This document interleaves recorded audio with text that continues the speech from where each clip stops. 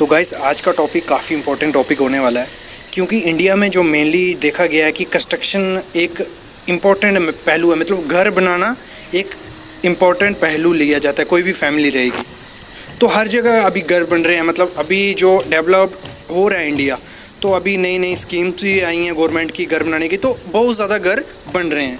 तो एक basic need भी है घर, तो घर बनाना तो इजी है, क्योंकि आपके पास 7 से 6-7 लाख होगा तो आप अच्छा घर बना सकते हो। ये मैं बेसिक चीज़ जो बोल रहा हूँ, उस पर घर तो बना लेते हैं, लेकिन उसमें बेसिक नॉलेज नहीं होती है। तो क्या होता है कि आपका जो 1 से 2 या 3 लाख रुपया एक्स्ट्रा लगता है हर कंस्ट्रक्शन में, जिनको नॉलेज नहीं होता है, ये मैं गारंटी देता हूँ। ठीक है, तो आज का जो मेरा वीडियो है वो है कंस्ट्रक्शन स्टेप ऑफ हाउस, मतलब घर बनाने के तरीके, फुटिंग से लेके स्लैब तक क्या क्या स्टेप्स आपको ध्यान रखने हैं, क्या क्या स्टेप्स होते हैं इंडिया में घर बनाने के। जो टेक्निकल पर्सन्स नहीं है उनके लिए ये काफ़ी वीडियो, अगर ये वीडियो देखोगे आप इजीली खुद का घर का काम करवा सकते हो। क्या क्या चीज़ें होती हैं वो चीज़ें आपको इस वीडियो से पता चल जाएंगी। तो ये एक इम्पॉर्टेंट वीडियो है। अगर आपको वीडियो पसंद आती है तो चैनल को सब्सक्राइब करो, वीडियो को शेयर कर दो, क्योंकि ये काफ़ी सब लोगों के काम आएगी। जो टेक्निकल पर्सन है, स्टूडेंट्स है या नहीं है, तो ये सबके काम वीडियो आने वाली है। तो मैं स्टार्ट करता हूँ, पहला स्टेप स्टार्ट करता हूँ, क्योंकि वीडियो ज़्यादा लंबी होने वाली है, तो वीडियो को प्लीज़ पूरा देखें। तो जो सबसे पहला स्टेप रहता है हमारा घर बनाने का, वो आ गया आपका लैंड और एरिया। मेन जो आपको जब भी कोई घर बनाना है ना, तो ऐसी एरिया या लैंड ढूंढना है जो परफेक्ट हो। परफेक्ट इन द सेंस, मतलब एक तो वो जो एरिया होगा, पहला स्टेप ही हमारे घर बनाने का क्या है, एक तो वो लेवल होनी चाहिए, और ट्राई करनी है वो एरिया कोई, मतलब कॉटन सॉइल नहीं हो, जहाँ क्ले सॉइल नहीं हो, ऐसा एरिया ढूंढना है कि आपका वो मिट्टी वाला एरिया नहीं हो। और जिनके खुद की ज़मीन है वो उनके लिए स्टेप तो अलग ही हो गया, लेकिन उसमें क्या आपको करना है, लेवल एरिया। पहला स्टेप आपका ये हो गया। ठीक है, ये आपका हो गया पहला स्टेप। दूसरा स्टेप आता है आपका आर्किटेक्ट का। मतलब मेन जो स्टेप है यही है कि इसमें क्या आपको ड्राइंग चूज करना है कि मेनली घर आपको कैसा चाहिए। पहले कि आपका एरिया है 1000 स्क्वायर फीट या 2000 स्क्वायर फीट, तो उसी हिसाब से अगर आपको 2 BHK चाहिए तो आपको वैसा ड्राइंग चाहिए, 3 BHK चाहिए वैसा। तो आपको एक पहले रेट्स पता करने हैं कि आर्किटेक्ट का क्या है, क्योंकि हर स्टेट में अलग अलग है। कुछ मतलब ये रेट आपको प्लान से क्या होता है, कुछ जो आर्किटेक्ट रहते हैं या इंजीनियर रहते हैं वो आपको सिर्फ प्लान देंगे और प्लान के हिसाब से आपको काम करना है। तो उसका रेट रहता है 2000 से 5000 रुपये में आपका ड्राइंग बन जाएगा। लेकिन होता क्या है, अभी कुछ एरिया म्यूनसिपल एरिया में है या टाउन एरिया में, उधर क्या करना है, आपको जो ड्राइंग रहती है उसको पास करवाना पड़ता है। तो उसके लिए आप अच्छा सा आर्किटेक्ट ढूंढ लो, 10 से 15 हज़ार में आपको अच्छा आर्किटेक्ट अच्छा बना के दे देगा, जैसी जैसी आपकी रिक्वायरमेंट होगी। ये हो गया उसका दूसरा स्टेप आपको जो करना है। ठीक है, 2 स्टेप हो गए हमारे। तीसरा स्टेप जो आता है हमारा मेन स्टेप, जो कंस्ट्रक्शन का पूरा कंस्ट्रक्शन उस पर डिपेंड है, वो है हमारा मटेरियल का। या मैं इसी में ड्राइंग या मटेरियल में ऐड कर लो। ठीक है, तो मटेरियल में क्या है, मेन बेसिक चीज जो रहती है हमारी RCC रहती है हर कंस्ट्रक्शन की। ये हमारा दूसरा स्टेप में क्या आ गया, ड्राइंग प्लस मटेरियल। तो RCC में हमारा आ गया ब्रिक्स, सीमेंट, स्टील, सैंड और एग्रीगेट। ठीक है, तो इसमें आपको सबसे पहले आपको जो मार्केट रहेगी आपकी, उसमें मटेरियल के रेट पता करने हैं कि हर जगह क्या मिल रहा है। इधर कई जगह पे आपको 7 रुपए की ईंट पड़ेगी, 6.5 की ईंट पड़ेगी, 5 रुपए की ईंट पड़ेगी। तो ईंट तो ये तो देखो, ऐसा तो कोई नहीं है कि आपको सस्ती ईंट दे देगा। जो चीज मार्केट में 8 रुपए मिल रही है वो 6 रुपए की दे रहा है। कुछ रीजन होगा, जहाँ तो उसकी स्ट्रेंथ नहीं होगी, जहाँ मटीरियल अच्छा नहीं होगा, बाद में क्या होगा, वो सीपेज लेगी ये वो।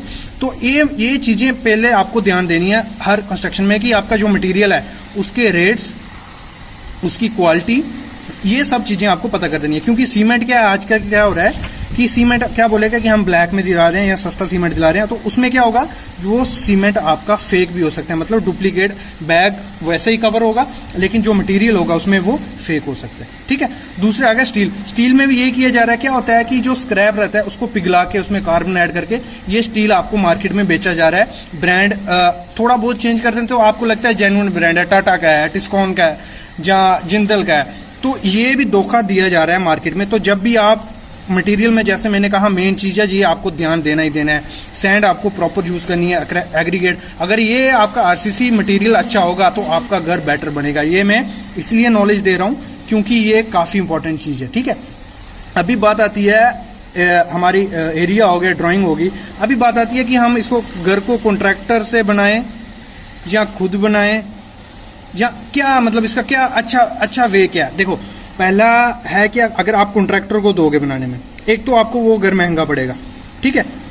इस वीडियो का मकसद ये बनाने का कि आपको मतलब सस्ता घर पड़े और आपको नॉलेज हो। अगर आपने कॉन्ट्रैक्टर को दे दिया, आप बोलते हो कि हमें नॉलेज नहीं है तो हम कॉन्ट्रैक्टर को दे देंगे, लेकिन कॉन्ट्रैक्टर भी बहुत घोटाला करते हैं, मटेरियल में घोटाला कर देंगे, अच्छा बनाएंगे नहीं। तो मैं बोलता हूँ इससे बेटर आप खुद कंस्ट्रक्शन करो। और करो क्या, आप मतलब मटेरियल खुद बाय करो और लेबर हायर कर लो। और लेबर का हायर का क्या खर्चा है, मतलब उसका खर्चा पड़ेगा आपको 100, आजकल क्या होता है 120 से 200 तक पर स्क्वायर फीट रेट आपको लेबर मिल जाएगी। तो लेबर मिल गई कि आजकल जो मिस्त्री वगैरह रहेंगे, सुपरवाइजर रहेंगे, उनको एक्सपीरियंस है, तो वो आपका काम आधा नॉलेज तो आपको होगा काम का, आधा वो करेंगे, तो आपका घर भी अच्छा बन जाएगा और सस्ता बनेगा। तो इसलिए मैं बोलता हूँ खुद लेबर हायर करके काम करवा लो, बेटर है कॉन्ट्रैक्टर से। नहीं, कुछ कॉन्ट्रैक्टर अच्छे भी हैं, मतलब जेन्युइन रेट भी होगा और काम भी अच्छा करेंगे। ये हो गया हमारा मटेरियल तक, काम खत्म हो गया मटेरियल तक। नेक्स्ट प्रोसेस, अगर मतलब अभी ड्राइंग आ गया आपका, ठीक है, ड्राइंग आ गया, तो ड्राइंग के हिसाब से अभी आपको साथ में पिक्स भी दिख रही होंगी ड्राइंग की, जो मैं आपको दिखा रहा हूँ, क्यों मैं एग्जांपल ली है इस घर की, ठीक है। तो अभी क्या क्या होता है, कई जगह क्या होता है, फुटिंग ये आ गई, यहाँ फुटिंग है, यहाँ फुटिंग है, यहाँ फुटिंग है, यहाँ फुटिंग है, ठीक है। तो एक्सकवेशन करवानी है, तो फिर क्या होगा, अभी मैं आपको एक मिनट बनाया हुआ है, ये फ्रंट देख रहे हो आप, ये आपकी होगी एक्सकवेशन इतनी, ये हमारा स्टेप था एक्सकवेशन का। एक्सकवेशन हो गई, उसके बाद होती है हमारी पीसीसी। एक्सकवेशन के बाद मतलब जहां जहां आपकी फुटिंग आ रही है वहां वहां खोद दिया। कभी कभार क्या होता है, जहां आप कॉलम नहीं देते हो तो वहां क्या होता है, प्लिंथ में से ही कॉलम निकालते हैं, तो उतना ही एरिया एक्सकवेट करते हैं। लगा लो मैं एग्जांपल दूं आपको, ये आपका एरिया है, आपका ये रूम है, एक ये रूम है, ये रूम है, तो यहाँ प्लिंथ आएगा ना, यहाँ से एक्सकवेट करवा देंगे, यहाँ से एक्सकवेट करवा देंगे, यहाँ से, तो यहाँ जैसे भी आपका ड्राइंग कहता है वैसे आप एक्सकवेट करवा के पीसीसी कर दो, ठीक है। और पीसीसी की रेशो रखनी है 1:4:8 का, मतलब आपको सीमेंट, सैंड, एग्रीगेट, ये चीज आपको ध्यान रखनी है। पीसीसी हो गई। उसके बाद आती है हमारी फुटिंग। अगर आप यहां देखो, ये आ गई हमारी फुटिंग, ठीक है, फुटिंग हो गई। अभी नेक्स्ट जो स्टेप रहता है हमारा फुटिंग के बाद, वो रहता है हमारा प्लिंथ बीम।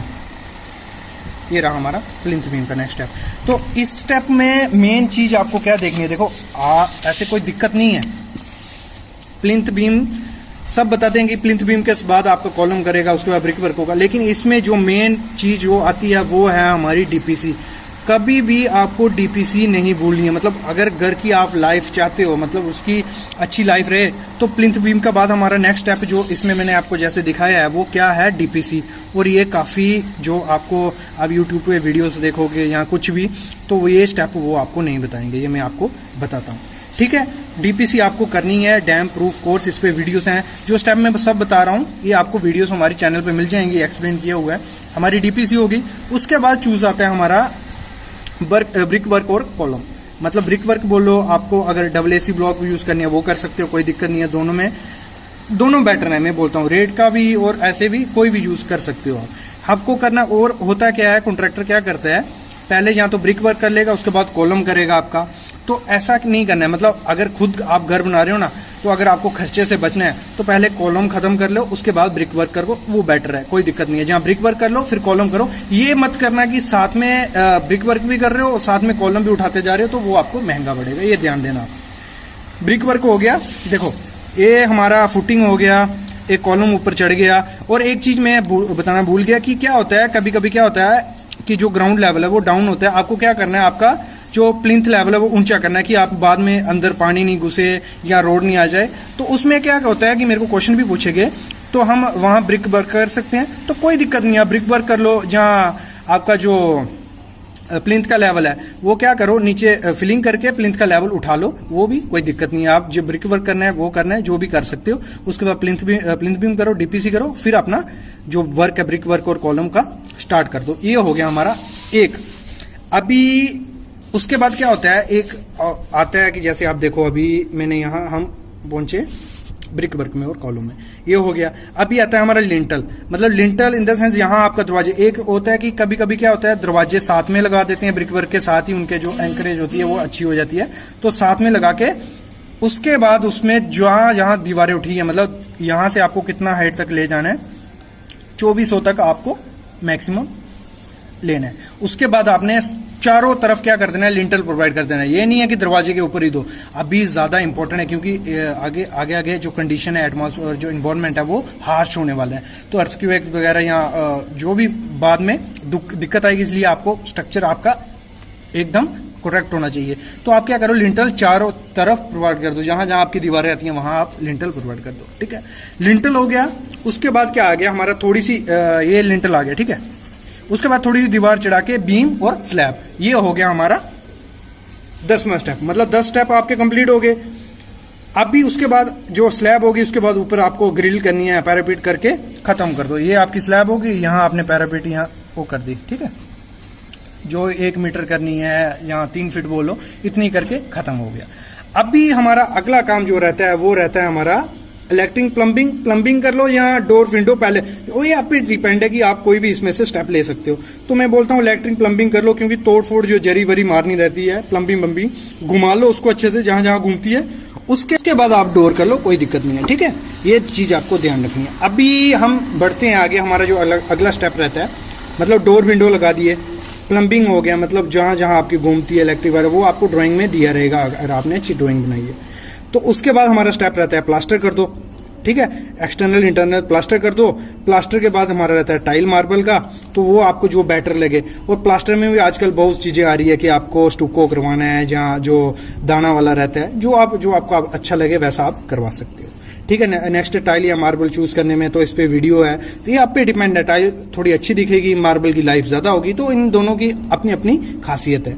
ये भी नेक्स्ट स्टेप जो रहता है हमारा, वो रहता है हमारा पुट्टी हो गया, फिर हमारा पेंटिंग का वर्क आ गया, उसके बाद आ गया हमारा सीलिंग का। आजकल सीलिंग की काफी डिमांड है और अच्छा भी दिखता है, कुछ ज्यादा रेट नहीं है, 80 से स्टार्ट हो जाते हैं पर स्क्वायर फीट, और बाकी आप पे डिपेंड है कि कैसा आपको बनाना है। 80 से आपके बेसिक 60 से 60 रुपए पर स्क्वायर फीट भी आपका रेट स्टार्ट हो गया आजकल।